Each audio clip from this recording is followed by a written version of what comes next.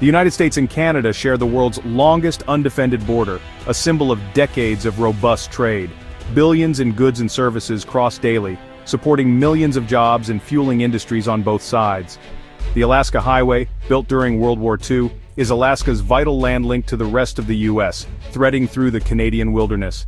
For Alaskans, this highway is a lifeline, delivering essential supplies and enabling travel. Under normal circumstances, goods and people move freely, guided by agreements like the USMCA. This predictability has been a cornerstone of regional economic stability. But in early 2025, this stable partnership was shaken. New tensions and disputes have emerged, threatening the seamless flow of commerce. Businesses, policymakers, and citizens on both sides are now facing uncertainty. The implications go beyond economics. They affect daily life. The Alaska Highway's accessibility is now in question. What was once a model of cooperation is now a source of anxiety. The stakes are high for both nations. The next chapter in this relationship is being written under a cloud of unease. In March 2025, President Trump imposed steep 25% tariffs on Canadian goods, briefly paused, then reinstated, sending shockwaves through markets. The stated goal: protect American industries. The result: immediate concern in Canada and heightened trade tensions. President Trump's rhetoric escalated matters, with reports of threats and even talk of annexation, unprecedented in U.S. Canada relations. Premier David Eby of British Columbia called it an economic war, signaling a new, more confrontational era. Amidst the tariffs, the Trump administration also expanded exemptions for some Canadian and Mexican goods, creating confusion for businesses. The mixed signals left importers and exporters scrambling to adapt. Canadian Prime Minister Justin Trudeau condemned the tariffs as a very dumb thing to do, vowing a strong response. Ottawa quickly began crafting countermeasures, determined not to accept the new U.S. penalties. The stage was set for a period of tough negotiations and possible retaliation.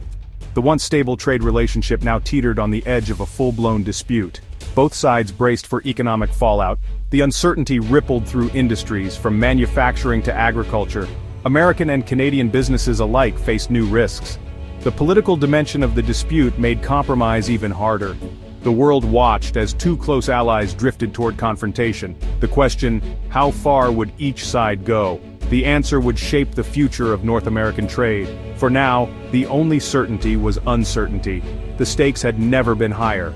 British Columbia responded swiftly to U.S. tariffs. Premier David Eby unveiled the Economic Stabilization Tariff Response Act, a direct countermeasure. The act empowers BC to impose tolls on commercial and possibly personal vehicles traveling the Alaska Highway to Alaska.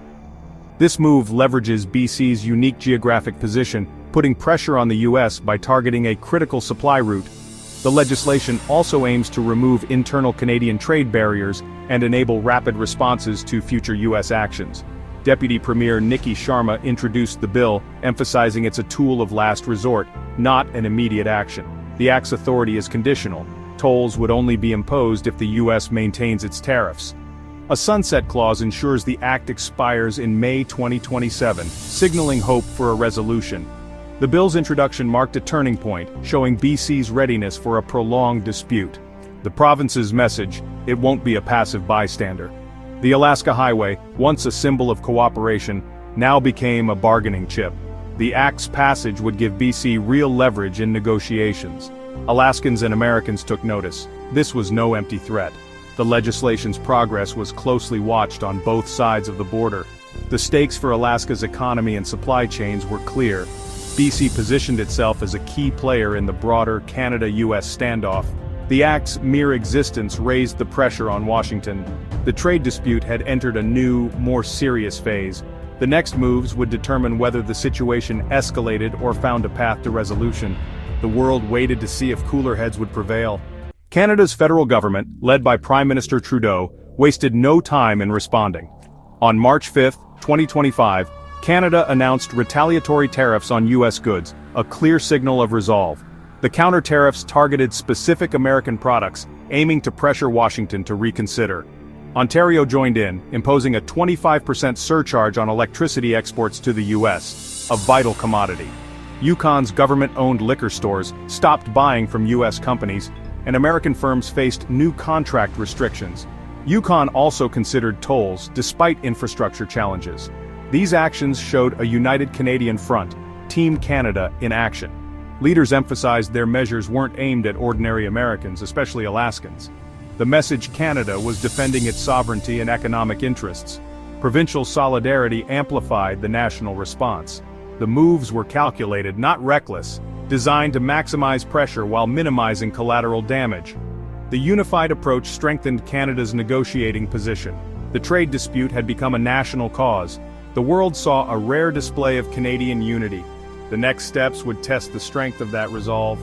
The threat of tolls on the Alaska Highway alarmed Alaskans. Governor Mike Dunleavy called for federal intervention, wary of unilateral moves by states or provinces. Alaska's dependence on the highway made the situation urgent. State Senator Robert Myers, a trucker, warned of disruptions to fresh produce and vital oil industry supplies. Truckers faced higher costs, threatening their livelihoods. The Alaska Trucking Association predicted increased transportation costs and higher prices for essential goods. Economic hardship loomed for Alaskan families and businesses. In response, U.S. officials discussed counter-retaliation. Senator Dan Sullivan proposed waiving the Passenger Vessel Services Act, allowing cruise ships to bypass Canadian ports. This would hit British Columbia's tourism sector hard. The message Alaska had leverage too. The dispute risked spiraling into a tit-for-tat battle. Both sides weighed their options carefully. The stakes for Alaska were immediate and personal. The outcome would shape the state's economic future. U.S. tariffs on Canadian goods mean higher prices for American consumers. Lumber, food, and other essentials could become more expensive, straining household budgets. For Alaskans, BC's proposed tolls threaten to raise costs for groceries and supplies even further. In a state with already high living expenses, every added cost matters. Canadian retaliation could hurt U.S. exporters and disrupt supply chains. If cruise ships bypass Canadian ports, BC's tourism industry would suffer, impacting jobs and local economies. The uncertainty affects businesses, truckers, and tourism operators on both sides. Changing regulations and tariffs make planning difficult, investment slows, and economic growth stalls. The ripple effects reach far beyond the border. Everyday people bear the brunt of the dispute. The longer the standoff, the greater the hardship. Stability and predictability are now in short supply. By June 2025, the standoff remains unresolved. Tariffs, threats, and retaliatory measures continue from both sides. The diplomatic atmosphere is tense, with little sign of compromise. Without a deal, escalation looms, more tariffs, possible tolls, and new countermeasures. The risk, a damaging cycle that hurts both economies. The best hope is de-escalation through serious dialogue. Federal leaders must find common ground and be willing to compromise. Talks could focus on tariff levels, trade practices, and underlying grievances. International mediators might help if direct talks stall. A peaceful, stable trade relationship is vital for both nations. The U.S. and Canada share deep economic and cultural ties. A prolonged trade war benefits no one. It raises costs, disrupts lives, and strains a historic partnership. The path forward demands cooperation and vision. The future of North American trade hangs in the balance.